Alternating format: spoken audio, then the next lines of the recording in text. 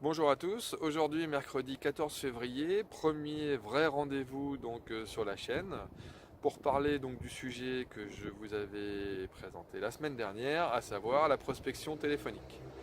Donc je vais essayer à travers cette vidéo de répondre à deux questions: pourquoi prospecter et comment prospecter.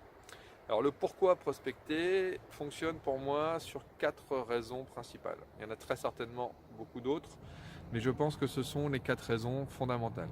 La première est de constituer votre parc client. Pas de clients, pas de commandes, pas d'activité, pas de chiffre d'affaires et logiquement très rapidement pas de boulot. Donc si vous voulez des clients, si vous voulez constituer votre parc client, prospectez. Deuxième point, développer votre parc client.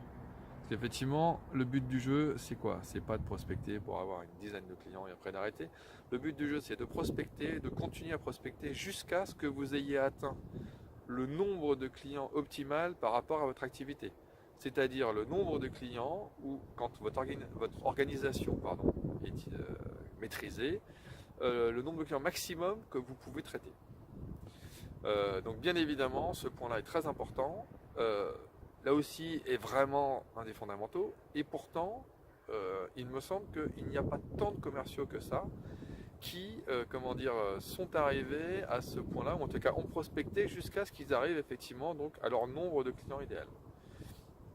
Troisième point, améliorer votre parc client. Vous avez atteint le nombre optimal, vous pouvez maintenant je dirais, tirer ce parc vers le haut. Le but du jeu, c'est de continuer à prospecter pour effectivement faire rentrer des clients qui vous offrent plus d'avantages, un panier moyen plus important, une récurrence de commandes plus régulière, des contrats cadres qui donc ont des incidents qui sont à zéro. Donc petit à petit, vous allez sortir les clients les moins intéressants, les plus chronophages, pour faire rentrer à la place, tout en gardant donc le quota entre guillemets optimal, de meilleurs clients. Et enfin, quatrième point, vous allez maintenir votre parc client. Là aussi, on vit dans une société de plus en plus volatile, où les choses évoluent de plus en plus vite, et pour de multiples raisons, vous allez perdre des clients. Vous allez perdre des clients pour des changements de stratégie de leur part, pour des changements d'interlocuteurs, pour des clients qui vont se fragiliser, qui vont changer de stratégie, qui vont racheter une structure qui fait la même activité que vous, pardon. Enfin bon, les raisons sont multiples. Mais là aussi, petit à petit, votre parc client va s'éroder, sauf si vous continuez à prospecter pour vous assurer qu'effectivement vous serez toujours là pour compenser donc la perte de clients, même si elle semble marginale.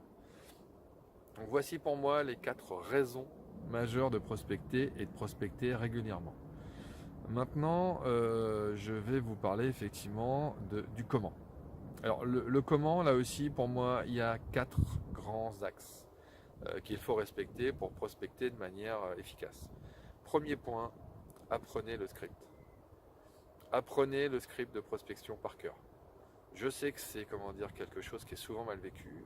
Moi-même, j'ai été très longtemps résistant à cette idée. Euh, et pourtant, c'était de ma part une vraie erreur. Si vous voulez vous approprier le script, si vous voulez pouvoir à un moment ou à un autre sortir du script, vous ne pourrez le faire que si au préalable vous l'avez appris par cœur. C'est vraiment un point important et je trouve toujours dommage de gaspiller, de dépenser de l'énergie finalement pour résister à quelque chose qui va vous être utile. Donc plutôt que de passer du temps à ne pas apprendre le script, apprenez le script. Je pense vraiment que c'est un point fondamental. N'oubliez pas que généralement il a été écrit pour vous simplifier la vie, pour vous rendre plus performant, pour vous rapporter plus d'argent à votre entreprise. Donc faites-leur confiance là-dessus. Euh, Petite anecdote, j'ai travaillé là pendant quelques mois avec une commerciale extrêmement efficace en termes de prospection, aussi bien par téléphone que pour pousser des portes, qui était extrêmement punchy, qui voulait vraiment donc avancer, euh, et qui malheureusement avait un blocage psychologique sur le fait d'apprendre effectivement d'apprendre le script. Et du coup, je l'ai vu plusieurs fois, je dirais gâcher une extraordinaire première fois, justement parce que derrière, elle était un peu courte et que donc du coup, tout le bénéfice qu'elle avait eu de la prise de contact et de sa capacité à pousser des portes tout simplement, a été effacée par finalement sa résistance à apprendre le script pour que ça soit fluide, pour que ça ait l'air naturel, pour que vous montriez, que vous maîtrisez votre sujet. Donc ça c'était le premier point. Deuxième point, le nombre d'appels que vous passez prime sur le talent. Si vous êtes talentueux, si effectivement vous êtes capable de décrocher 2 fois plus de rendez-vous que vos collègues, c'est très bien, c'est formidable, j'en suis très très content pour vous.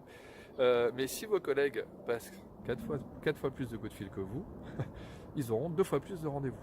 Donc si vous avez la chance et le talent d'obtenir plus facilement ou moins difficilement, parce que la prospection c'est difficile, il ne faut pas se le cacher, des rendez-vous que les autres, profitez de cet avantage pour prospecter autant qu'eux et avoir beaucoup plus de rendez-vous. C'est extrêmement important. Ne gâchez pas votre talent. Si vous, voilà, vraiment ayez ça en tête.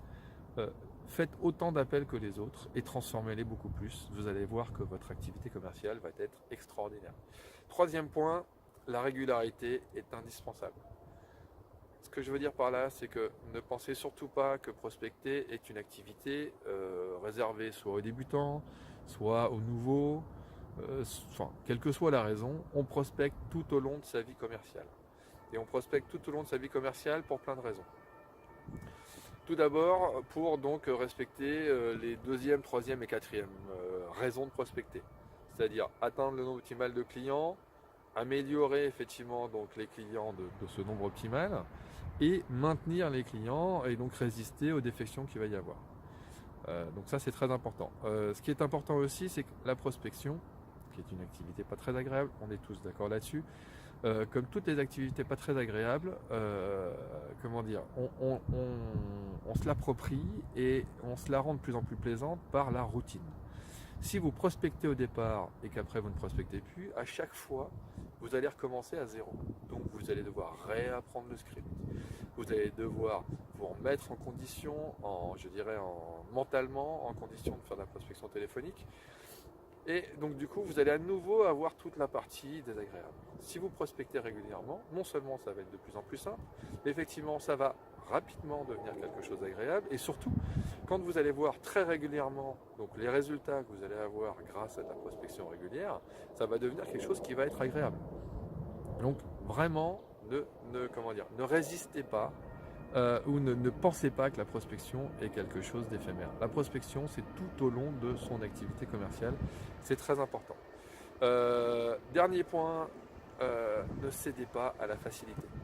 Ce que je veux dire par là, c'est que ne prospectez pas pour cocher des cases, pour faire plaisir à votre manager, et ne prenez pas des rendez-vous faciles, mais qui du coup ne seront pas très porteurs ou n'auront pas un bon taux de transformation. C'est important, vous travaillez pour vous, pour votre chiffre d'affaires, pour vos résultats. Donc ne résolvez pas un problème à court terme en ayant votre quota de rendez-vous pour que derrière vous soyez obligé de prospecter 2 fois plus parce qu'effectivement les rendez-vous que vous avez pris ne sont pas suffisamment qualifiés et ne correspondent pas effectivement à votre besoin réel. Donc ce point est crucial. Là aussi, je pense que je l'ai vécu à certains moments et que c'est vraiment tentant de se dire tiens, là j'ai un rendez-vous facile, alors que par contre, quelles sont mes chances derrière effectivement de faire une vente? Elles sont peut-être pas si grandes que ça, mais bon, c'est un rendez-vous de prix, c'est un rendez-vous de prix. Non, un rendez-vous, ça prend du temps, donc en prospection.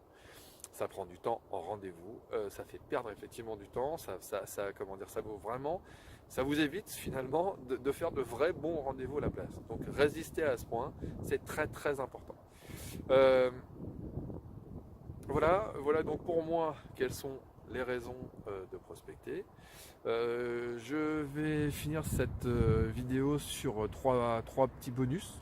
3 hacks, comme on dit sur YouTube, c'est important.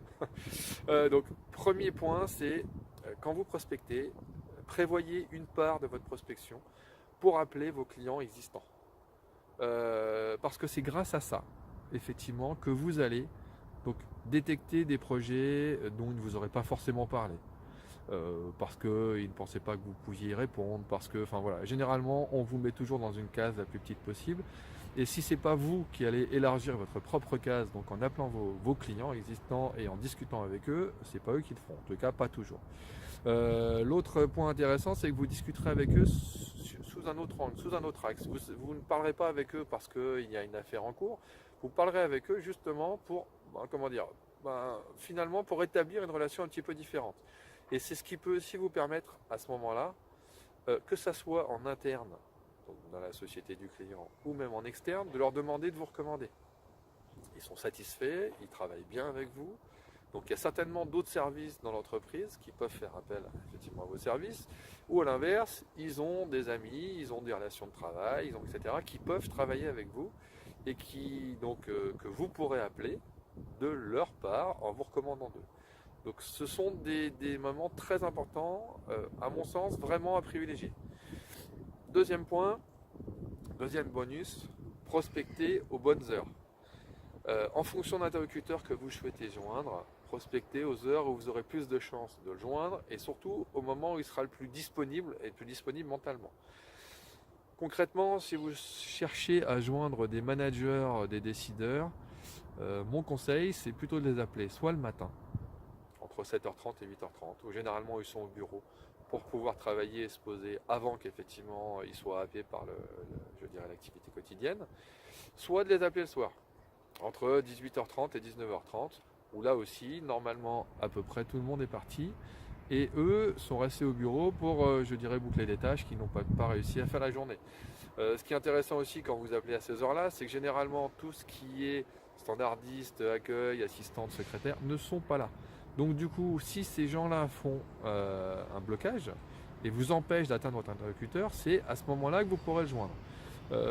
Généralement aussi, ils ont un réflexe assez naturel, c'est quand le téléphone sonne, de ne pas le laisser sonner, on ne sait jamais, ça peut être une opportunité, une affaire à ne pas perdre. Donc un manager, un patron, un responsable qui se respecte, généralement va décrocher pour voir la raison de l'appel. Là aussi, j'en profite pour placer une petite anecdote. Il y a quelques années, je voulais absolument travailler avec le groupe Neopost. Et j'appelais le directeur commercial de Neopost que je n'avais jamais réussi à avoir en direct. Très très bon barrage de tout son service. Et en fait, je l'ai appelé tous les soirs. Alors plutôt, donc effectivement, je prospectais de 18h30 à 19h30 et moi je l'ai appelé plutôt dans le dernier quart d'heure, 19h15, 19h30. Et je l'ai appelé, je pense, pendant au moins un mois et demi tous les soirs. Donc sur 20 jours ouvrés, on va dire une trentaine d'appels, jusqu'à ce que je laissais un message systématiquement, jusqu'à ce qu'il décroche et qu'effectivement il me dise écoutez, je prends très très très peu de rendez-vous.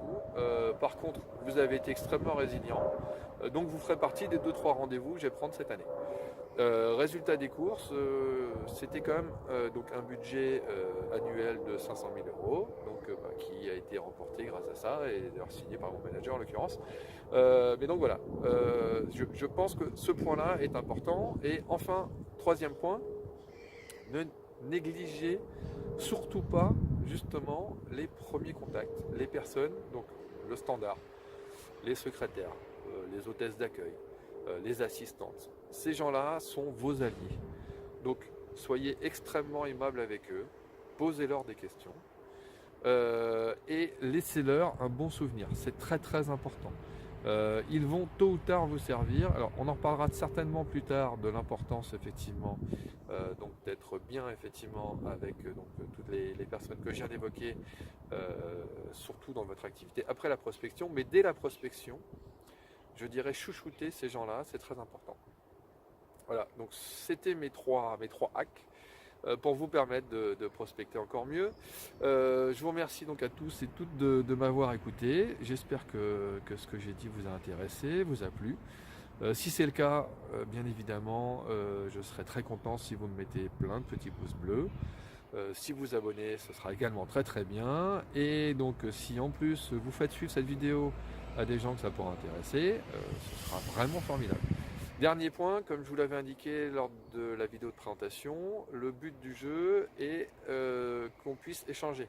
Donc mettez-moi des commentaires, posez-moi des questions, racontez des anecdotes, donnez votre avis. Permettez justement à cette vidéo de vivre, apprenez-moi des choses, j'en ai plein à apprendre. et faites que voilà, on progresse tous. Écoutez, j'espère vraiment encore une fois que ça vous a plu. Moi, je me suis fait vraiment plaisir à la faire, et je vous donne rendez-vous donc mercredi prochain, où on parlera donc effectivement d'un nouveau sujet, et je vous laisse la surprise, vous le découvrirez dans une semaine. Merci à tous, au revoir.